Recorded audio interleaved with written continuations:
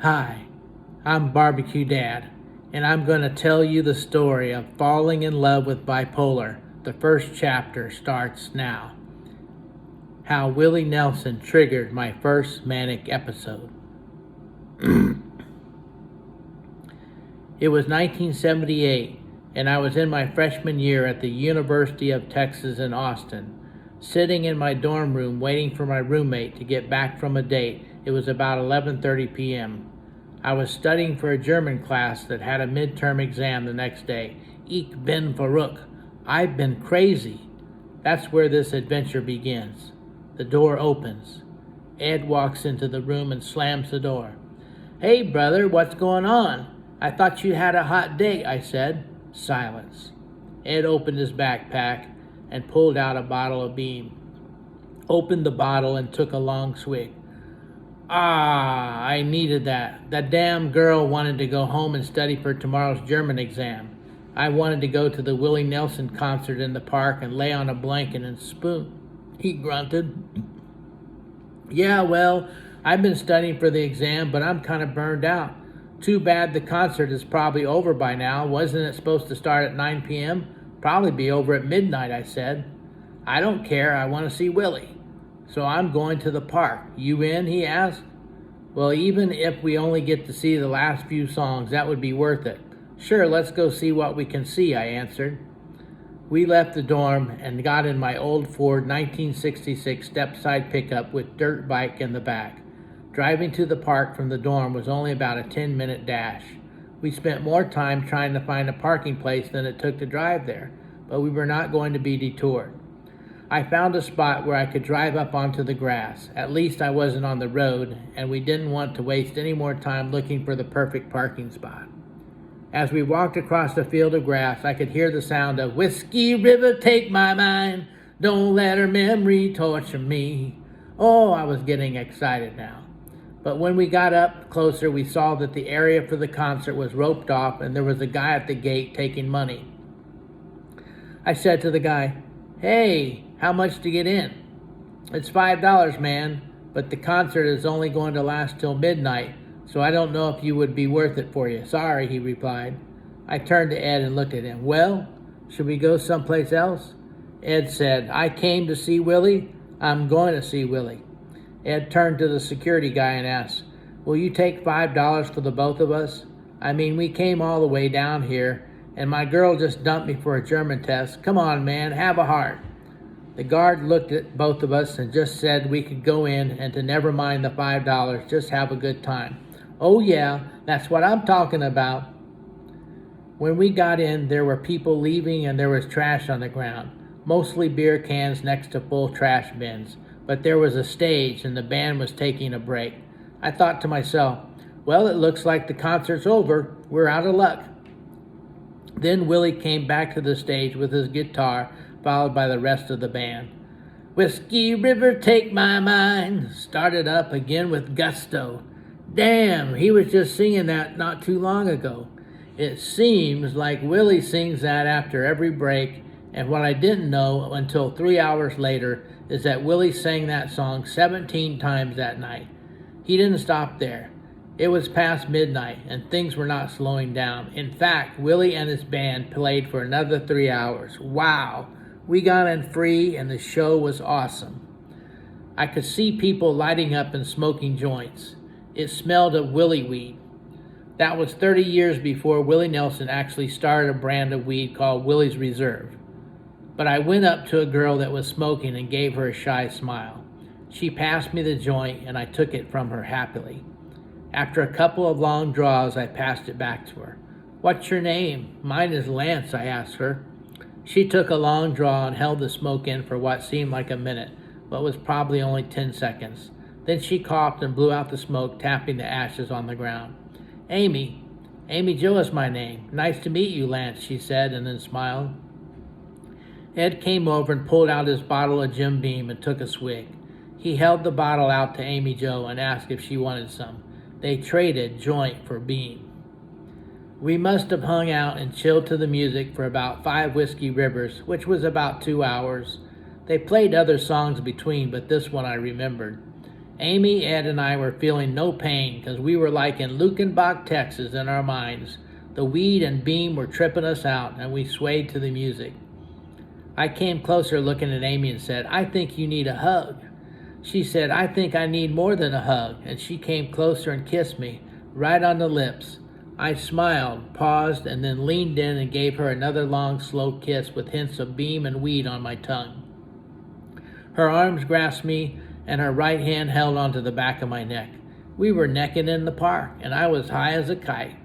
It was 3 a.m., and Willie took the mic and said, "I'm glad you guys came out tonight. You're like family to me. All of you belong. We want to leave you with this last song, Amazing Grace." Amazing Grace was what I need if I was going to make my 8 a.m. German class. Crap. Next morning. I didn't hear the alarm clock go off because I forgot to set it. I must have come in around 4:20 a.m. and was still buzzing from the beam and reeling from the kiss. I couldn't remember too much, but I figured I had a good time. On the floor was a piece of paper with some writing. I looked at it and saw a number. It was signed Amy Jo. Woo-wee! I did have a good time last night, or early morning, I thought. Ed wasn't in the room.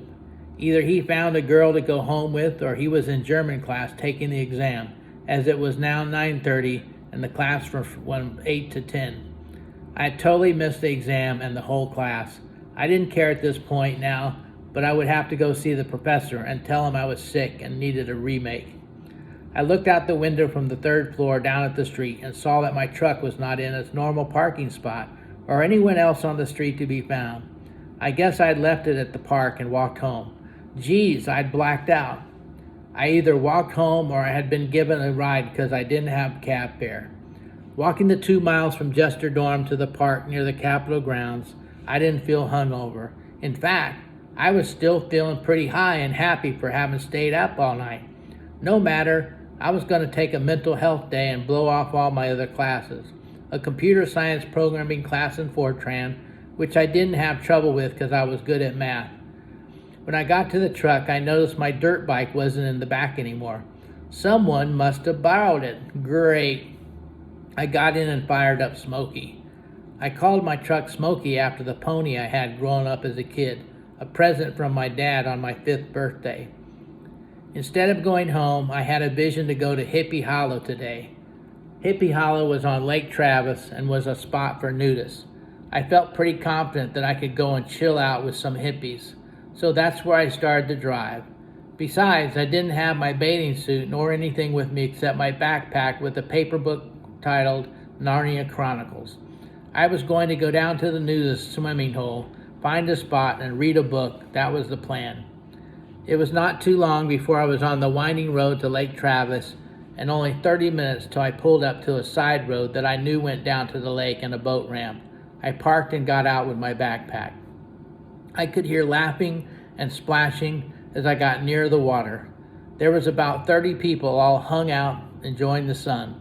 Yuppers, it was the right place because everyone was nude. I found a spot close to the water and a grassy area with not too many rocks. It was rocky all around. I put my pack down and took off my clothes, shoes, socks, pants, underwear, but decided to leave my t-shirt on. It said, "Fish naked, show off your pole." There was a girl looking at me that wore nothing but cowgirl boots and a hat. She had a Bud Light in her hand and was dancing to some music. It wasn't Whiskey River, but it didn't matter. I couldn't care less what she was playing, as she was suntanned and gorgeous. I sat down on the grass and pulled out my book. I'm going to get me some Aslan and Narnia critters in my brain. Relax, restore, repeat. This was my plan, and a pretty good one, I thought. I started thinking about my German class and the exam. What was I going to say to the professor, and when I was going to see him? Tomorrow I can go to his office and plead for mercy. The day went as I had planned. There were blue skies looking at me. Nothing but blue skies did I see. And of course I saw the buxom cowgirl all tan and svelte. When it was 4, I decided I had sunburned enough and had finished my book. It was time to go home and take a nap. The only thing was I wasn't tired. In fact, I felt energized. supercharged. My mind was racing, and I had all kinds of ideas about Amy Jo, the music, my motorcycle, possibly starting a band. I was a guitar player and sang, a singer-songwriter that learned to play the guitar in Kentucky from a pig farmer that played the banjo near my Uncle Leo's farm. I spent 5 summers at my Uncle Leo's farm and had a girlfriend there named Denise. I chuckled at the thought because my older cousins both had a crush on Denise, and I was only 14 then when I met her at a barn dance. I went up to her and said, "Hi, I'm Lance from Texas." That's all it took to dance with her all night long. She was 18, which was 4 years older, but we clicked, and all summer long we stuck together like corn on a cob. She taught me wondrous things. Smiling now as I remember all the wondrous things. Okay, back to the day after the concert. I opted to drive my truck back to the dorm. The next day I was still feeling pretty high. I didn't think that weed lasted that long, but maybe Amy Jo had some magic weed or something. I felt like going to the BSC. That was the Biblical Studies Center, where I went to church and hung out with other spiritual seeking college students. Besides, they went on trips to camps and did things on campus. Ed and I both went there together almost every Sunday and Wednesday nights. I took a course in the book of Luke from Tony Ash, which was my favorite teacher. He made everything seem so easy to understand. He knew Greek, and he also taught my favorite class, which was a survey of all of C.S. Lewis's works. The Chronicles of Narnia was assigned for this week, and I was pleased that I read the whole book in one day. Good thing, because this was a test that week. Anyway, my Luke class was at 10 a.m., and that gave me enough time to get some coffee and sit in the library of the BSC waiting for class to begin. Only Ed and I were signed up for the class. I felt like we were getting some quality time with Tony. He loved teaching. He loved the book of Luke. Luke the doctor, he would say, only he would just call him the doctor. Class was in an upper room in the BSC, and there were windows with bright sunlight shining into the room. We all sat around a long table with our Bibles and commentaries. The commentary was written by Tony. It was his book we referenced most of the time outside of just reading the Bible. Class began, and I was assigned to read. After about 20 minutes into the class, I noticed that Ed had put his head down on the table. I looked over at Tony, and he was also asleep. The sunshine had made the room really warm, and the sound of my voice reading monotones made it the perfect nap time. I laughed at this today, that I put the professor to sleep. Oh, damn, the professor. I needed to go see my professor for my German class. I didn't want to go alone, so after Bible class, we all woke up. I asked Ed if he had taken the exam. He said no, he'd blown off class like me and spent the night at a girl's dorm room whom he had met at the park. I asked him, I don't remember anything about that night but the beginning and meeting Amy Jo. He said, you and Amy were getting along so good I left to go dance with this girl I met there. We both needed to go see the German teacher together and begged for a chance to retake the exam on another day. We got to the office. The hours posted were stated that the professor should be in. I knocked on the door. I heard a voice say to come inside. There he was, our German teacher. I looked at him and he looked at me. I was about ready to open my mouth and explain myself when he spoke up first. Boys, this is your lucky day. He continued. I know you both skipped my class, missed my class, and had the hemorrhagic flu or something of the sort, but I have some news that will make you extremely happy. Well, yes, we did miss the class, and I am sorry, but I started to say till he cut me off by raising a hand. I know you want to take the exam another time. That won't be necessary as I'm leaving the college. I'm taking a job in industry as a paid consultant. I will be making a lot more money, and I will have to start my new job next week, which means that there will be no more German class this semester, but you will get your grades. Now, by missing the class, you get an F, and that will bring your C average to a D average, he said. Oh, I thought, oh God, I'm going to get a D, at least it's not an F, but my mom ain't going to be too thrilled with that news. And boys, the lucky thing for you is that I'm going to grade on a special curve, because I'm leaving the course. Both of you are going to get an A. That is my parting gift to you, he smiled when he said it. I can't believe it. Well, thank you, and good luck to you, I said. Over the next few weeks, I didn't sleep much at night. I was a regular chatterbox with ideas and dreams whenever I was around anyone. I spent some time with Amy Jo when we went to a movie.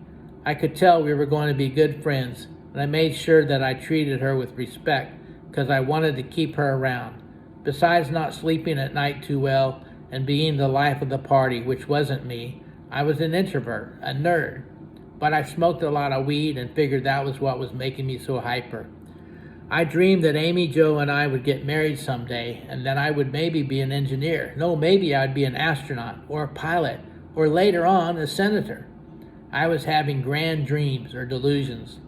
As I look back on it today, I had the following symptoms: no sleep, dreams beyond belief, racing thoughts, chatterbox, feeling very horny around Amy Jo all the time. What caused all this? Was it the weed? Was it the beam? Was it the flu? Nope. It was the lack of sleep and staying up all night at the Willie concert. And maybe some of it was the weed. THC can provoke psychosis in some people. I still today believe that my manic symptoms were caused by staying up and going to the Willie Nelson concert in the park. I never saw my motorcycle again, but I didn't care too much. I found Amy Jo instead out of the thing. That's why I believe that Willie Nelson triggered my first manic episode. More to follow over the 40 years of life that bring me up to the current day. Sleep is not overrated. I'm triggered by a lack of sleep.